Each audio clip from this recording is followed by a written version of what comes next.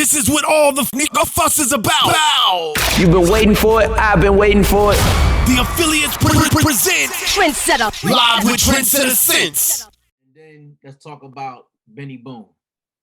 Okay, so before that, I got to give a shout out to my man Rich, my man DK, Rich Foreman from Philly.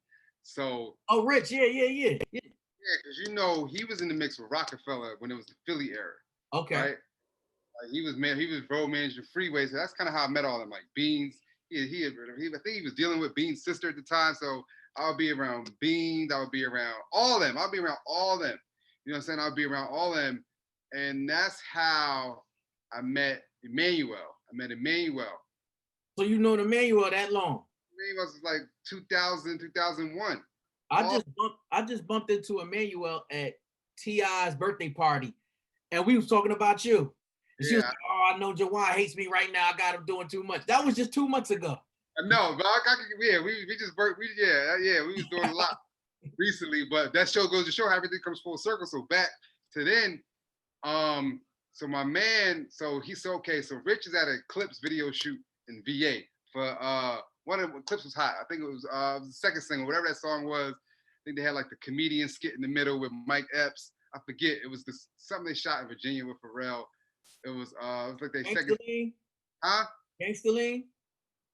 No, it was whatever their second single was after Grinding. God damn. No, that was the one with Roscoe P. Coltrane in it. It was something else. They had another song. It was them two. It was I gotta look it up. But anyway, so he was at the video. And so I think their DJ was from Philly. Okay. No doubt. Yeah. No doubt. Doubt was their DJ, right? So he meets this dude. He meets the AD of the video. She was like, "Yo, my man trying to do videos, yada yada yada." So he hit me. The AD dude called me. At that time I had like a fake, like at that time I had like a fake nickname. Like Stacks was my nickname. Like that was like I had like a nickname. You know what I'm saying? And so they was doing this video in Philly for Music Soul Child. It was the Half Crazy remix. It was in 2002. It was my first official PA job on a music video, officially on like a big budget or a big deal thing. And I remember I was like, "Oh, yo, I gotta be there. I gotta go." He was like, "Yo, we started at 11." I had no concept of like, you know, shooting schedules and things like that. He was like, "Yo, we shooting at 11." He's like, "Be there at 11." You know, I'm the PA, so being at 11, I'm like, "Okay, cool." So I got there at 11. I'm telling all my friends, "Yeah, I'm gonna see y'all later tonight. After do this video shoot, I'll probably be done like 8, 9. Man, that was my rude awakening to the, you know. And I always tell people that first experience as a PA, it shifted my mentality of what I needed to do to get to where I wanted to do, get to where I wanted to be. Because I realized that the PAs were the first to leave, they're the first to get there, the last to leave, and they do all the dirty work. So if you've ever been a PA, you know exactly what I'm talking about. Your production assistant. That's the way. If you don't have any connections or you have small connections, that's how you get on something that's major. You know what I'm saying? Like you take out the trash, you pick up people, you run errands, you do whatever you ask of. You a production assistant, you help flow the production. So that night I didn't leave till 4 a.m. dog. Like people calling me all night. I'm like, "Yo, I'm still here." And I was like, "Okay, this is the 12-hour, 14-hour, 16-hour grind that is what this business is." So, you know, that was my first PA job. Was in 2002, ironically in Philly. And then as that Rockefeller relationship, you know, grew with Emmanuel and with Donna. I know Donna from back then, who's over at Republic now. Oh yeah, I remember Donna. Yeah. I know her from back then. And then Shari. I know it was Shari, Donna, and Emmanuel. Family to this day. Like Shari, I love Shari. She's doing big things at Rock Nation right now. But all them, you know, all them just grew. You know what I'm saying? But those three people were my record label connects at the time. You know, like I didn't, you know, I knew, people at record. Oh yeah, I know these are my record label connects because I knew the Philly, the Philly Rockefeller squad, the Sparks of the world, the Oskinos of the world, the Chris and Neves, Freeway, PD Crack, like that was who I was around, and that's how I got to meet them. And then Emmanuel knew what I was, knew what I was trying to do. So she would get me on video shoots. It's like PA and things like that. But at the same time, this is between like September of 2002 when I moved from Atlanta, and then like June of 2003. Like I'm PAing in between these times. I'm just doing whatever. And then, but at the same time, me and Erica's like hunting Benny Boom down. Like, you know what I'm saying? Like she knew Benny Boom from Temple. You know what I'm saying? That's how she always had to connect, and it was always, yo, when you ready, I'll help you make that connection. You know what I'm saying? That was her thing, and it's like, it was finally like, it was like February of like 2003. It's like February or April. We had been calling. We've been calling for like 3 months, 4 times a week at least. Four times. They knew who I was. They knew who I was by that time. But he was just so busy. He was moving around. He was working all the time. So I knew I just had to get in front of him. So they ended up shooting a video in Philly. We went to the goddamn video shoot. Hot damn video shoot. Oh, hot damn. That's what it was. Hot damn video shoot. Benny shot that in Philly. And Erica was there, and me and her went up to the set. So it was Ab Lava, Roscoe Pico Chain, Clips. I think Pharrell might even been there. It was heavy. It was heavy that day. It was heavy. It was like the day when we shot the Freeway and PD Crack joint with Anthony Hamilton with It's all right. It's all right. Yeah. We shot Flip Side that same day too. It was all in that. I think it was like all within that same period. They shot Flip Side because Jay-Z was there for Flip Side. So it was crazy. You PA'd all these videos? PA'd all those videos. I PA'd anything Rockefeller was doing, I was PA'ing. Flip Side, It's All Right, bunches, like all those videos. Who was the director? I forget who was directing at the time. It might have been I forget. Okay. Yeah, it's definitely a name from back in that time. It was definitely, it might have been Darren Grant or somebody might have did it. Darren Grant might have directed one of them.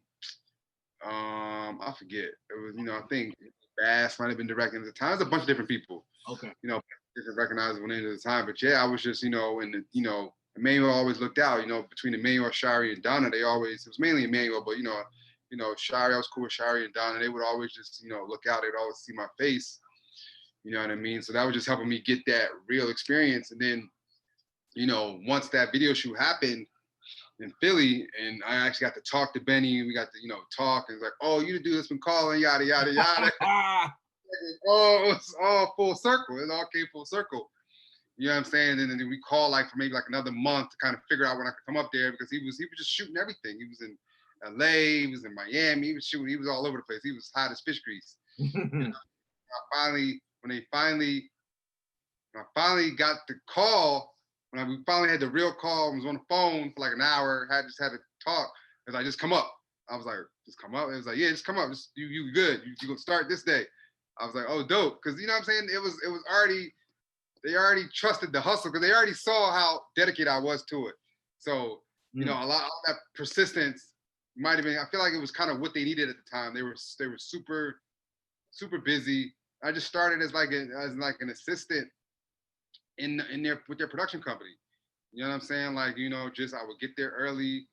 This was going to New York, so I would leave Philly by 6:30 to get to New York by 9. I would be the first person in the office, other than the other assistant, and Benny would come at 10. 10. I'd always be there. You know what I'm saying? I always be the last person to leave. You know what I'm saying? I didn't even know what I was doing yet. I was just trying to figure, just working on the stuff I had. 'Cause I was still doing the school stuff. I think at first I was coming up Thursdays and Fridays, Monday, Tuesday, Wednesday, I was still in school. So maybe Wednesday, Thursday, Friday, I was going up to New York, something like that. It wasn't every day yet, because I was still doing the school thing. But then as I kind of got my feet wet with them, what I did, I think that was key. I invested in myself. So when they would have shoots out of town, I'd be like, yo, as long as I can get on the job, I'll fly myself out, I'll put myself up. I just don't want to lose any momentum, because y'all on the road so much. I don't want to just be available just for the stuff that's local. There was other jobs. It was other directors were doing other jobs, but this was this is my team right here. So I'm like, if it's cool with y'all, you know what I'm saying, as I'm getting better and, gaining my experience and figuring out how everything runs and figuring out where I can insert myself at different things and being, a self-starter and initiating my own stuff, it was like, okay, we trust this guy. Boom. If you want to come out on the road, cool. But, we'll hire you, but you got to get there, put yourself up. I'm like, cool. As long as I was breaking even, I was cool. I didn't really need the money at the time. You know what I mean? It was just like, this was more valuable to anything because everything else I was leaving behind. I wasn't really hanging out like that when I was in Philly. I was just doing things here and there with my homies. But I just knew I'd already prepared myself mentally for the grind, for like how I had to change my thought process to really get to where I wanted to get to. It was like, I can't just still do the same thing, same routine, hanging out. Yeah, I had to prioritize something. You know what I'm saying? If that meant I couldn't go out on Fridays or Saturdays, it was like that first time you start to realize that the weekends aren't just for chilling. You know what I'm saying? Like, or evenings aren't just for chilling. Like work can be all 24 hours, 7 days a week. That's kind of when I got that lesson. Before in life, it was so routine. It was like, okay, by the time you're Friday, you're chilling until Monday. You know what I'm saying? But it just, my mentality is that that whole experience and getting into business just shifted that whole mentality. It was like, nah, this is a lifestyle. So you got to make sure that your life is in tune with what you're trying to be. You got to be aligned with what you're trying to align yourself with. If you're out here doing all this, if you're just moving around crazy and no focus, you're never going to be able to align yourself with what's going on this way. You know what I'm saying? If you want to be a part of that, you got to adjust. You got to prioritize it. It was prioritizing, you know what I'm saying, a different way than I had to prioritize anything else before in my life. And it was like, like I said before, like once you're out of college, it's like you don't, that structure's not there anymore. So you have your whole day to yourself now, trying to figure out how you're going to get from A to B. So that was a lot of the early hustling and grinding once I really got in the mix. You know what I'm saying? Like once it was like, oh, I'm in the A level. You know what I'm saying? I'm seeing A level stuff. Like Little X would be in the office, Melissa Ford, all the big directors. Because our director, like, it was crazy. When we got to New York, they was at a company called HSI, but I think Gorilla Flicks, something that happened, Gorilla Flicks ended up getting the floor, like splitting some of the office space. So like it was like, Gorilla Flicks, that's Benny's company. It was Benny's company at the time. Then it was like Kareem was one of the producers, Gerald was his partner, but then their Milk and Honey was the representation company. So like all the directors had reps, like agents, whatever you want to call it. So they had another office on the same floor, and Little X had an office on the floor. And I think it was just like more creatives, and like in the middle was like this company, these young dudes from Brooklyn. It was called E Flat. They did like all the tech stuff. Like one of my homies from there, he's like J. Cole's main digital dude. Like he does all the Dreamville stuff. So, everybody's put in the work and is elevated. Like that whole squad. Same thing from college. It's like that whole college squad is elevated. And like the people I met in the beginning of the business elevate. Like every like environment I put myself into, all of us have learned from each other, made each other better, and elevated. You know what I'm saying? Which is definitely a blessing, and still being able to tap into those people 20, 25 years later is a blessing. Like I couldn't have wanted it to go any other way. So now you with Benny Boom. What were some of the roles that you were doing? Yeah, so hold on, let me hold on real quick. Let me plug this power cord in real quick. Flag in the play for 2 seconds. Yeah, so it was like 2003, and I'm officially up at Gorilla Flicks in New York. So I'm still living in Philly though, but like the first couple, it was like I was getting to know him. You know what I'm saying? Like just me being from Philly, him being from Philly, and just that experience. It was like he was a big brother. We just would have normal conversations. Like it wasn't like, oh, I'm trying to get. I wasn't trying to like. I was trying to be myself, and not be like a groupie or nothing like that. I just wanted to be, be authentic. Like this is who I am. I'm just trying to be good, work hard and just have this guidance. You know what I'm saying? Like be valuable to you first and foremost, because you give me the opportunity. So how can I be valuable to you, but also bring multiple things to the situation? Like how can I be valuable to this whole situation? Not just you giving me an opportunity, but out here, how can I bring, how can I make this better for you? Because I think, when people look for opportunities and look for jobs, yeah, they want the job, but at the same time, the company is looking to bring somebody on that can elevate what they already have going on. They're not just looking to employ somebody and give somebody a check. No, that's not it. They looking for somebody that can take what they have or help a department they have that's struggling and do, bring their enthusiasm to it and make it better. You know what I'm saying? So it's like, I think, a lot of times before you look for the things you want out of the situation, you have to think of the things you can bring to the table to then in turn be able to get something out of it. You know what I mean? Because it's like, yeah, you want somebody to hire you, but why are they hiring you? You know what I'm saying? Why are we bringing you in the mix? Just because you can say you worked at here or you worked here? Not because they want to bring somebody that's gonna like elevate what they have going on. So, I started off as an office assistant. I was just an assistant, then I would PA on the videos locally, and it rolled into like me being his assistant. You know what I'm saying? So like, because I would do that stuff on the road, and then then I was getting put into the budgets. You know what I'm saying? So that kind of parlay and me going and me being this value to him was like, oh, now I need this. You know what I'm saying? Like I parlayed into a situation where I didn't have to pay for my own travel anymore. I was getting put up because it was helping him. You know what I'm saying? It was like I would talk to the office assistant, and I was the travel assistant. You know what I'm saying? But I also had a creative goal in mind as well. It wasn't just to, it was to learn, be valuable, to learn as well, not just do the things you need done, but also to help you creatively as well. Like, how can I know I can do that? That's whatever. That's the paper stuff. That's the organizational stuff. But now I could be of value to you creatively. So, it kind of like rolled into that position. And then a lot of times, it was just garnering trust, from like 2003, like all of 2004, just traveling, doing all types of videos, commercials. We was in Brazil for a Gatorade commercial in 04.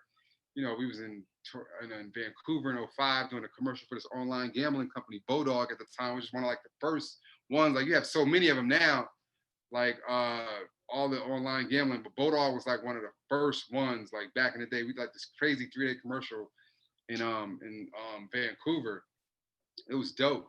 And it was just like but just seeing all these productions at a high level, man. Like, like the the parent company, the Gorilla Flicks, like they had Paul Hunter, they had Chris Robinson. So you get all these big videos and big Budweiser commercials, and you're just seeing all these productions from start, like from the pre-production phase that people don't see to them actually being shot, then the post-production phase. So it was just growing into this role with him and being an assistant, and then just, providing creative input. And then it got to a point where, on the big videos, we would need big videos that were like 2 days or 1 day, there would be a second camera unit. So it's like, who do I trust to run the second camera unit? So that's how it got that rolled in right there.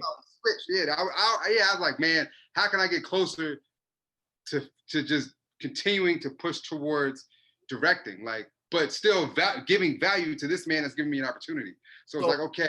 Did you seize that moment and you were like, yo, let me do it? Or did they say? Yeah, of course. I always was like, let me do it. You know what I'm saying? Like if I didn't know how to do it, I was like, let me do it. But if somebody had to do it, I figured it out. And like, one of the first joints I did the second unit directing on was I'm a Hustler, Cassidy. I'm a Hustler. That was one of the first videos. I had a second camera and was just doing my thing. He gave me listen to do. I just did it. You know what I'm saying? I was just doing my thing, just shooting different crazy angles. Because a lot of things you watch have a lot of B-roll in them, like the things that don't have the main actors in them. Whether it's like the dancers or just things you see throughout videos and movies. A lot of times those things are shot with B camera units or C camera units, like just the car crashes. Wherever you don't see a talent's face, it's probably B unit or second unit, because the A unit is always dealing with, especially in movies and TV shows, they're always dealing with the talent and the dialogue. Any like inserts on a big enough production, hard now because of COVID, because they don't, the big productions are, haven't really got back up and running yet. But mainly, anything that's not with a talent's face is probably a different camera unit. So I was doing a lot of things with the extras that were in the music video and just things like that. And I did that for like a year. You know what I'm saying? Like I was the second unit camera dude. So I'm now getting traveled, You know, so I'm getting travel, getting put up, moved up from like creative. I'm still, you know, when there wasn't second units, I still went as a creative assistant or assistant. So I still did that. Like I had a bunch of different titles, but I would always take the opportunity to direct the second camera unit when I could. So that was just more gaining trust, just helping write treatments and things like that. You know, it was all along those lines. You know, and then so whenever we'd be in New York, you know, we had an office assistant. So I, you know, now I'm just doing creative stuff. Like I come here, you know, we just putting treatments together. I might write a treatment, he might check it before we submit it, all that stuff. You know what I mean? And then, you know, opportunity came. And what opportunity is this? Yeah, an opportunity came. We were, you know, we were at, you know, Benny had a great relationship with Jermaine Dupri. Like, you know, that was his man. They still, you know, that's still his homie to this day. You know, one of the people that are the reason why I'm where I'm at now. You know what I'm saying? He's that third cog in that machine that, you know, once I got on, now who was the first person that was on other than Erica, other than Benny, who was the first like artist person, other than Blue Da Vinci and them at BMF, because they gave us an opportunity too to do an early on video, but you know, JD was like that first established person who gave me a lot of opportunities, you know, because Benny pitched an idea. Because at that time, what happened was there was two videos coming up. There was a video for Franchise Boys featuring Brat and Bow Wow that was coming up. Then there was a video for Mac 10 featuring, I think it was, might have been Mac 10, Ice Cube, and somebody else. Might have been West Side Connection video, something like that. But they had a bigger budget. So this video was like small, it was like 150 billion. Like, I don't know if I can do it. So you convinced, they already had an idea. They already kind of had an idea what they wanted to do. So I think that made it easier too. They kind of wanted to do something that was similar to the Special Delivery remix joint, the black and white joint. That's kind of like where they wanted a black and white video that just was fly. They kind of referenced the Special Delivery remix joint, I think that Benny had did, or the original one of those he had did. So this is, I think they like me. I think they like me. That's how that came about. So Benny was like, yo, I got a young director I'm grooming. He's like, I'll be there. Don't worry about it. He's like, I'll be there, but I think he's ready. You know, you already got the concept. I'll be there with him. I think this is a good opportunity for just him to rock. This is fine. And I was like, let's go. I was hyped. I was like, oh, here we go. Then I was over prepared, but I think my shot list might have been like 3 pages.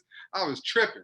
I was prepared, you know what I'm saying? Because I think, you know, like I tell young kids this day in this business, I think 90% of it is preparation. You know, by the time you get to game day, you know, just like to shoot day, it's like you already know what's going on. You've already structured your day. You know what you're trying to do. You know what you need. You know what you don't need. So it's like, it's easier to problem solve because you're not trying to figure things out. Like you've already scouted the location. You've already talked to your art department. You already know how you want everything to look. You already know what they're wearing. Like you figured out as much as you can prior to shoot day. The only thing that can happen on a shoot day, which does happen, is either artists are late or something doesn't show up. You know what I'm saying? And that's things out of your control. But other than that, you know what the first scene is. You know what you're trying to shoot. You know what I'm saying? So a lot of times when, you know, those things happen, if like an artist is late or something, you just shoot B-roll. You shoot whatever you know you're going to need for the video until they get there. You know what I'm saying? You shoot the house, or you shoot the different pieces that you know you're going to need, and you just, so you're never not shooting. That's the motto. You know, you're never not shooting. So if you're supposed to start shooting and somebody's not there, you got to regroup and figure it out, and figure out what you need that you know you're going to need later anyway. So might as well start with that until you get your talent, so you get whatever we're missing to officially go on schedule. So yeah, like I said, like a lot of it is preparation and and just being ready for what's not going to go your way. You know what I'm saying? Because you already studied for the test because you know what's going on, but then they throw you some things. The first page is something you haven't studied for, but you know the subject, so you just got to use your knowledge and think on your feet and problem solve. So, I think they like me. Yeah. Other than the Blue Da Vinci joint with Fabulous and E40, the Still Here joint that we did here in like the end of 2004, this was like the big joint that everybody knew was gonna be on TV, yada, yada, yada. So it was, I think they like me, was like the first big joint. I remember when I was in LA and I met with franchise boys. You know what I mean? And we just had a good conversation. We talked. You know, I was prepared. They knew what I wanted to do. You know, and it was crazy. It was just like going through everything that I've always seen Benny go through for his jobs, but now it's for myself. You know, I'm talking to wardrobe, and ironically, it was Crystal styled that video. You know what I'm saying? So all things are coming full circle. You know what I'm saying? Going through casting, having to see the people, you know, face to face. Now, you know, I had a relationship with Jermaine Dupri from seeing him on other videos of Benny and being there, so he knew me. But I'm talking to him directly, and we're having a conversation. You know, and Benny's, you know, the support system. You know what I'm saying? It's like now is I'm the starting QB. You know what I'm saying? So I got to have all the meetings and everything like that. So it was just, you know, but I was always preparing myself for that. You know what I'm saying? Because I already was mentally focused and knew that I couldn't just wing it. Like none of this success is not about winging it. You know what I'm saying? Like success is preparation meets opportunity to me. You know what I'm saying? Like you have to be prepared because nowadays your opportunity can come at a drop of a hat. Like you could be broke one day and your opportunity comes the next day with social media, but are you prepared for that opportunity? You know what I'm saying? Like you want it, but are you prepared are you going to squander it when it comes, or are you going to run with it and turn it into something? You know what I'm saying? And that goes to how prepared you are. You know what I mean? So that was the first major video that I really got to do. And the funny thing is, Bow Wow was sick on the first day, so we had a pickup day with him another day. You know what I'm saying? So, yeah, it ended up being like a 2-day video shoot. You know what I mean? And I remember when they told us it was coming on 106 in Park. I was hyped. I was like, it's about to be my first time. Did you tape it? Huh? Yeah, of course I taped that shit. I don't know where's that now, but I mean, you can pull that up on YouTube. You know what I mean? Yeah, you can pull that up on YouTube. Like, yeah, it's like the making of the videos back then. The BET one was called Behind the Scenes. It was making something. I know MTV was making a video. BET was different one. It was like behind. So they did that with you when you shot. Yeah. This your first solo. Did they do that on that one? I don't know if they did. I know they did it on another one. They did it on another Franchise Boys one. I don't think they did it on that first one. Okay. They did it on Riding Rims. They did it on Riding Rims. They did it on a few of them. So it was dope. Like it was dope, man, to like have those shows and then the video come. It was dope. That was like the heyday of it. You know what I'm saying? That was. I got another video that I want you to talk about. Tip drill. What you want? I don't know nothing about that. I don't know what you're talking about. I think I don't know. I don't remember. I can't recall. You can't recall? Nah. Tip drill was cool, man. Tip drill was fun, man. It was one of those things that just happened that way. We kind of had an idea of what it was going to be overall. I think a lot of things just fell into place because it's like the energy, you know, just the spontaneity of Shawty, just the things he was doing at the time. You know, it was just one of those days where everything just felt good. Like, you know, Nelly's energy, Jermaine's energy, you know, just everybody who was a part of it, their energy, and just their, you know, Sugar from Magic City, you know, just everybody nobody was uptight. You know, everybody was just having fun. And that's why it came across that way. It just came across like the ultimate, like, guys weekend, bachelor party, man cave thing all rolled into one. Yeah. You know what I mean? Yeah. Kind of like, it was just like, that was just the energy of the day. Like everything was just chill, but we got work done at the same time. You know, so, we never knew it was that. We just, you know, they just had this record. It wasn't scripted out like that. No. I think a lot of the memorable things happened just like, you know, spontaneously. You know what I'm saying? Who did the cast? For real. Who casted the girls? Who casted the girls? Where'd that come from? Honestly, I think Carolyn Brown might have casted her. Might have been one of the. I think she was the casting agent, big casting agent back then, Carolyn Brown, or either ethnicity models. They was a big one too. So it was between them two, I think. I might be wrong, so I don't want to offend anybody if they were actually the ones that casted it, but I can't remember that, but I think that might have been the two main casting people that were in the mix of that video. You're a little politically correct, Juan, with the we trying to get some behind the scenes with this whole tip drill video. No, but honestly, we shot it at Ray Buchanan's house in Cascade.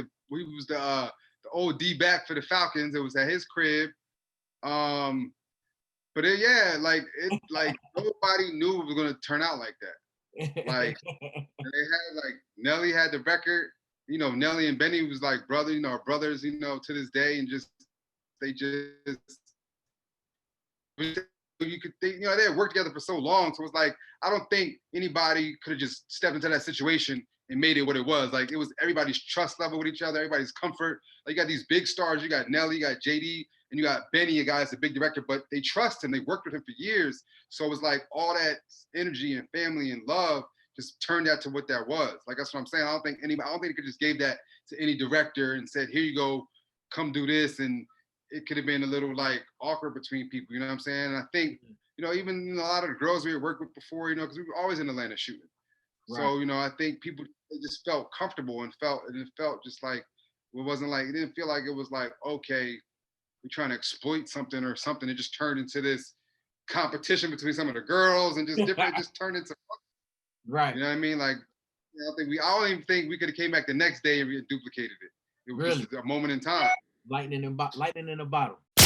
This is what all the fuss is about. Bow. You've been waiting for it. I've been waiting for it.